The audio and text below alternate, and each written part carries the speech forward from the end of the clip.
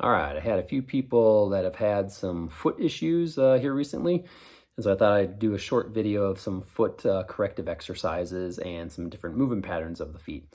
There are a ton of muscles down in your feet, everything that kind of like wiggle and move your toes in different ways.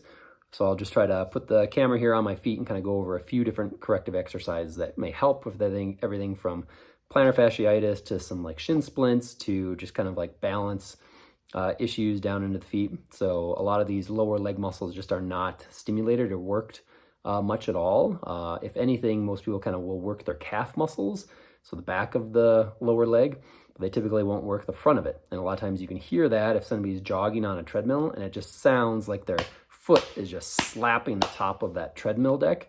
A lot of times it's from not working some of those front of the shin foot muscles.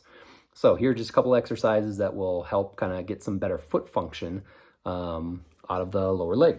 So one of the first ones that I like to do is one I just call some drummer taps. So this one, basically, just sit like this in a chair. I'm just lifting my feet up and then just tapping them down. So almost like a drummer that has their one foot on a bass drum and the other foot on the hi-hat cymbals. And you're just trying to lift them up and push them down. So the faster you do this, like immediately I start feeling this kind of like right here on the front of these shin muscles. This is one of your bigger front opposing muscles to your calf muscles. So these are your anterior tibialis muscles, and so it's important to try to lift those up. Now, if you don't have much range of motion, you can scoot your feet out, and that will allow you to get a little bit more range of motion out of your feet. If you find like that's a little too easy, if you slide these back even further, like here, I can barely move my feet up. So I have to kind of sneak forward at least to here just to get the ball of my foot up and off. So this is one way to do it, okay? So right now my feet are just parallel to each other and I'm just lifting the top of my foot up. Now you have two different sets of foot muscles. You have one foot muscle, this anterior tibialis muscle, that lifts your foot up primarily when your toes are kind of curled in or curled under. So I'm gonna lift them up here, and if you notice, my range of motion really got limited, okay? Because what I'm doing is I'm actually cheating with the second muscle. So when your toes are out flat like this, you can actually, there's another set of muscles that are here along the front side of your shin that go down and they attach to every single one of the top of your toes. So they can lift your toes up, but the toes can lift, and then the next segment is your ankle joint, and that'll lift the rest of the foot up. So personally right now, I'm cheating by using those toe muscles to lift my whole foot up. Versus when I go more to this claw toe position like this and then lift them up, if you notice my range of motion is really limited. So right now I have kind of like a little dysfunction here. I'm not able to engage this front shin muscle quite as much. So just doing these little drummer taps, and again, I try to do this for about a minute and do 3 sets of a minute of these drummer taps. But right now I'm trying to keep my toes curled, so I'm working on that anterior tib. And then you can do your next minute with your toes flat, and that'll work more of those top of the foot kind of toe muscles, okay? So that's one exercise, just the drummer taps, okay? Another one that I like to do, I'll try to change the view just a little bit, more of a front view here, is one that I call the fence jumpers. So for this one, with my foot, I'm trying to pretend that there is a fence kind of right underneath my foot, and that I have to lift my foot up, reach over, and touch just the ball of my foot. So right now the ball of my pinky toe is up, but the ball of my big toe is down. And then I'm trying to lift my foot up, rotate it without too much rotating my knee. I'm kind of cheating, but I try to now touch the lateral kind of outside edge of just my pinky ball of the foot. So I'm trying to kind of rotate this over. And again, my foot function is pretty terrible. So I'm just trying to basically, I'll show you with my hand, I'm trying to do this action and this action with my foot. So I'm lifting my foot up, I'm rotating it over, and I'm trying to tap down with just the ball of my big toe, and I lift it up, bring it over, and then I'm trying to tap down with just the ball of my pinky toe. So again, I'm just trying to kind of get this motion. And again, right now I'm trying to compensate, or not trying to compensate. It's very challenging because I have pretty limited foot function, but essentially I'm just trying to make kind of this rainbow pattern just with my foot. You can see it's shaking a little bit as I do this. Hopefully over the next few weeks this will start getting a little bit better, but I'm just trying to do kind of this little rainbow pattern with my foot. So you can do that on both feet and try to get, about 3 sets of 15 reps, and over and back is 1 rep per foot, okay? So that's just another kind of side to side foot motion that we're trying to attain, okay?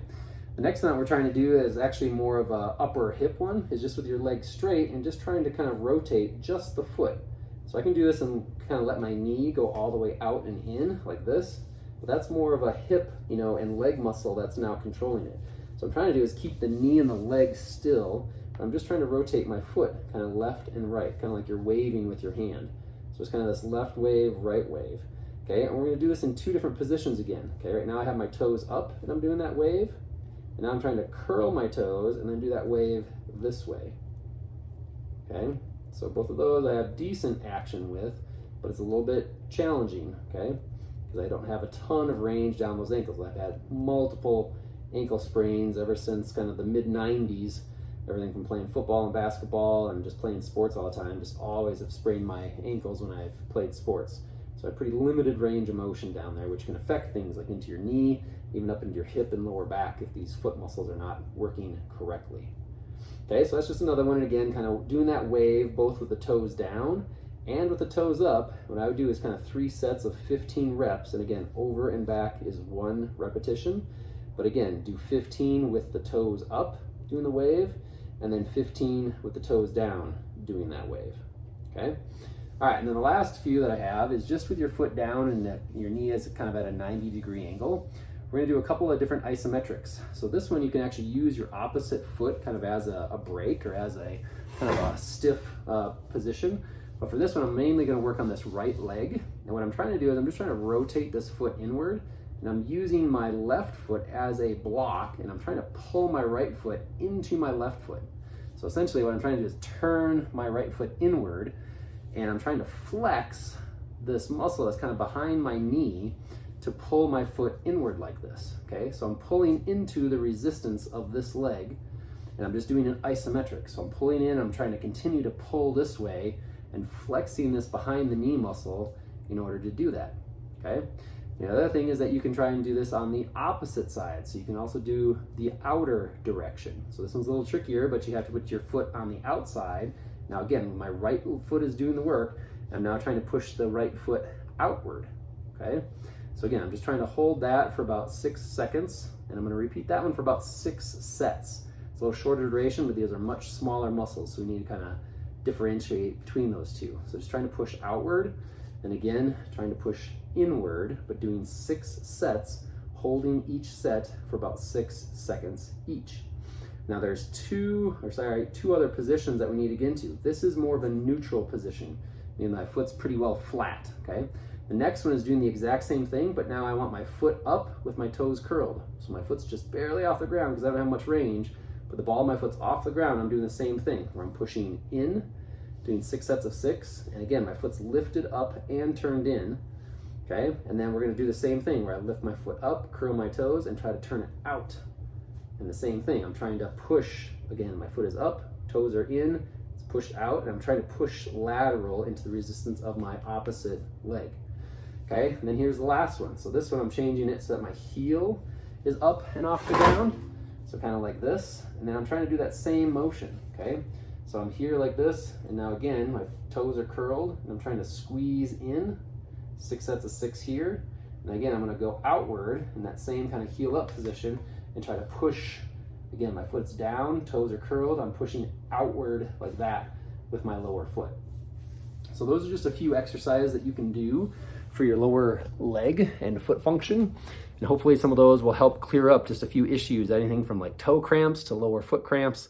You could, potentially even see some benefits up into your knees and hips, depending on how your foot arrangement is set up.